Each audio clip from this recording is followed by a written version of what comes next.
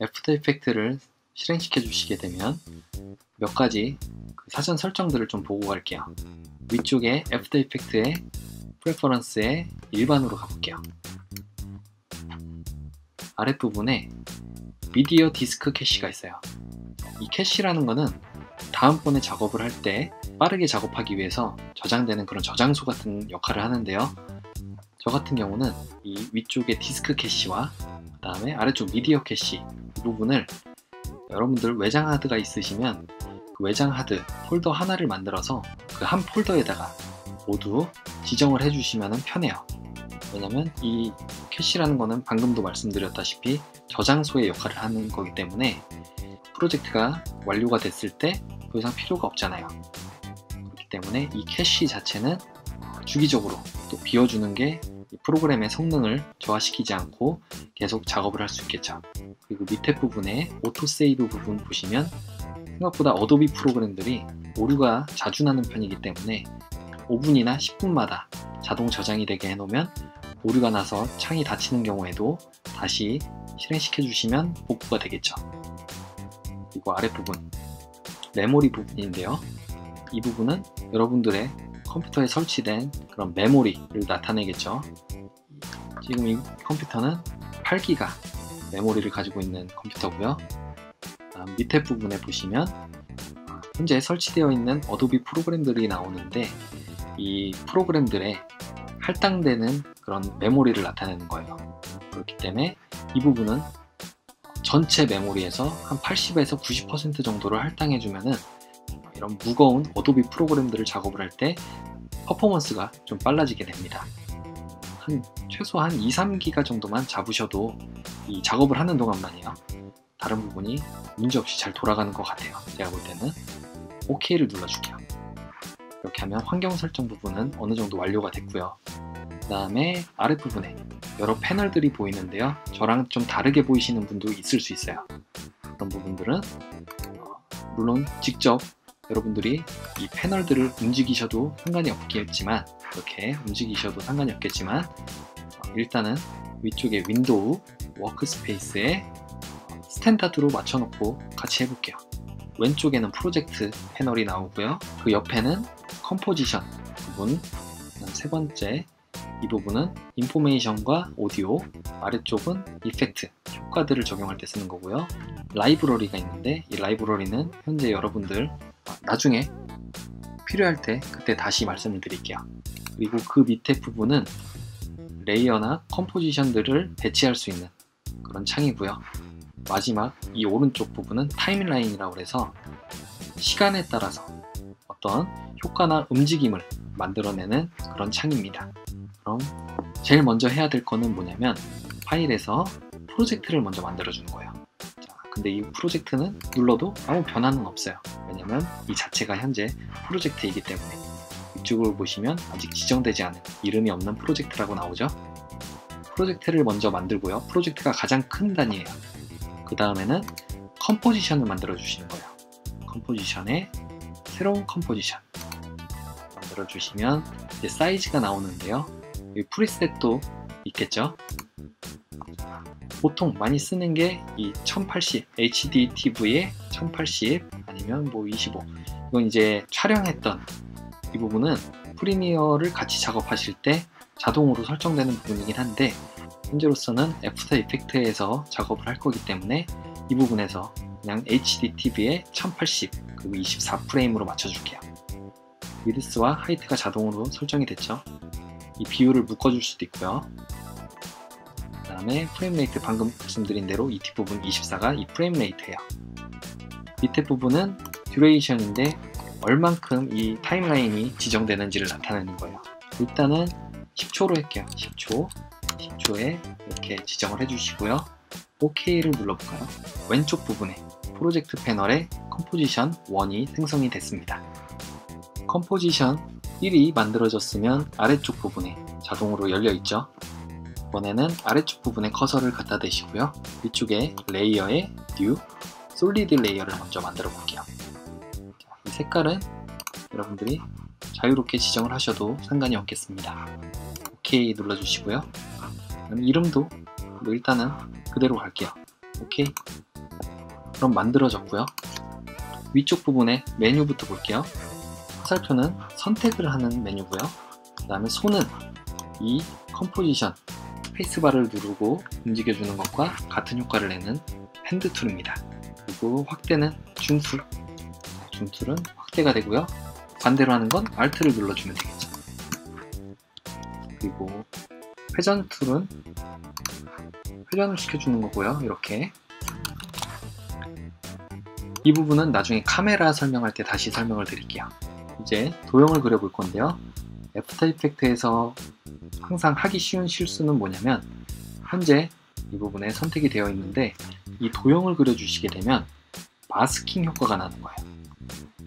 자, 마스킹 효과는 이 아랫부분에 나오죠. 지금 따로 도형을 그리고 싶은데 아래쪽에 마스크를 그리는 건 우리가 원하는 게 아니죠.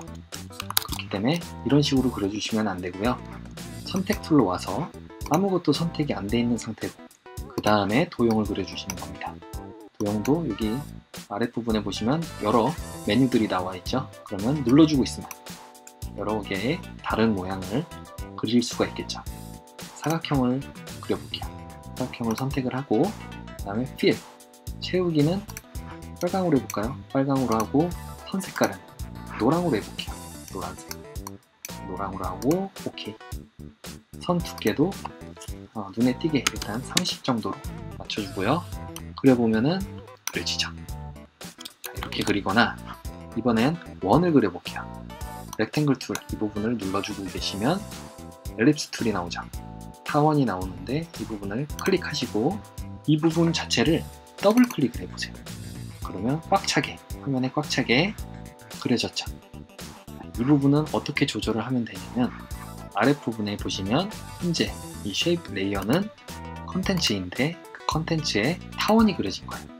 그래서 타원에 엘립스 패스를 눌러주시고 이 부분 현재 체인으로 묶여있는 이 부분을 체인을 풀어주시고요. 같은 크기로 맞춰주시면 되겠습니다. 500에 500 그러면 정원이 만들어졌죠. 이렇게 그려주는 방법도 있다는 걸 알아두시면 되겠죠. 나머지는 다음으로 보실 부분은 펜툴인데요. 펜툴은 선택을 하시고 그려주시면 되는 거예요. 이것도 나중에 한번 같이 배워봅시다. 쉐입 툴 그려진 거를 마저 지워주시고요. 현재 아무것도 선택이 안 돼 있죠. 이번에는 타입 툴 선택하시고 클릭하신 다음에 타입을 적어주시면 되겠죠. 이때 ESC를 누르지 마시고요. 컨트롤 엔터를 눌러주시면 되겠습니다. 컨트롤 엔터 눌러주시면 밖으로 나오고 V가 선택 툴이거든요. V를 눌러서 원하는 곳으로 이동을 해주면 되겠죠. 이렇게 타입 툴을 우리가 적었어요. 마우스 휠을 위쪽으로 하면은 확대가 되는 거예요. 그냥 보이는 것만. 실제로 확대가 되는 건 아니고요.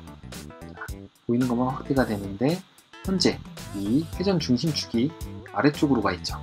아래쪽으로 가 있는 거를 이 펜 비하인드로 이걸로 가운데로 끌어서 놔주시면 되겠습니다.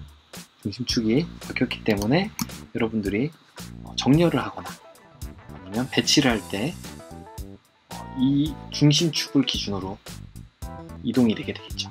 자, 정렬을 하는 방법은 먼저 레이어를 선택해 주시고요. 타입이라는 레이어를 선택하고요.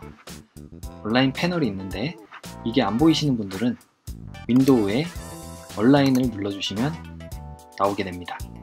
무엇을 기준으로 레이어를 정렬하겠냐 이런 얘기인데 컴포지션으로 선택이 되어 있으면은 컴포지션은 이 흰 부분 있죠.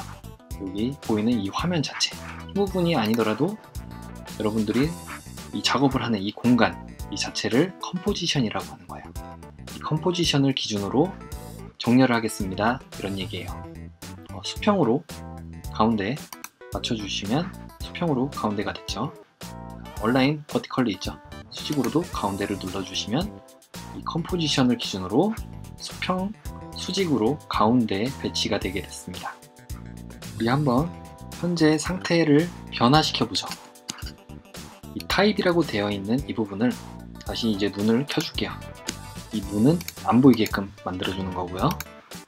점은 솔로라고 해서 원하는 부분만 보이겠습니다 이런 얘기예요.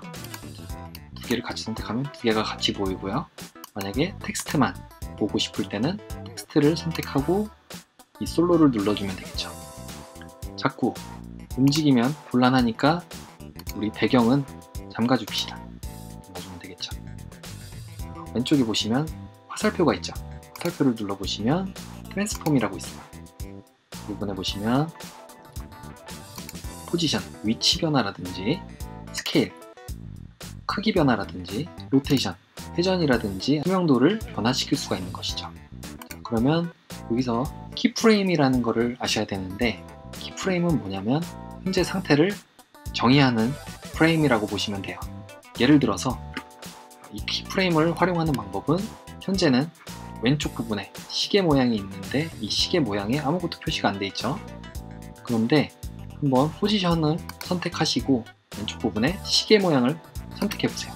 그럼 바뀌죠. 이 키프레임을 선택함과 동시에 오른쪽에 보시면 타임라인 부분에 작은 점 하나가 생겼어요. 이 점 하나가 키프레임이 현재 만들어진 겁니다. 그럼 포지션, 뭔가 변화를 만들어 줘야겠죠. 포지션은 현재 우리가 입체로 만든 게 아니기 때문에 X와 Y로만 나타나게 됩니다. X를 선택하시거나 아니면 드래그로 옮겨주시면 되겠죠.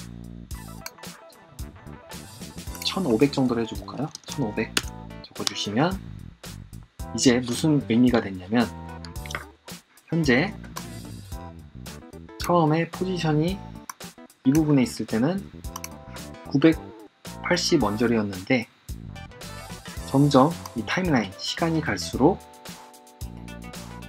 포지션이 1500으로 이동했다는 의미가 돼요. 그럼 위쪽에 이 컴포지션 미리 보기를 보시면 이쪽 부분에서 화살표를 그대로 드래그 해보세요. 움직임이 느껴지시죠?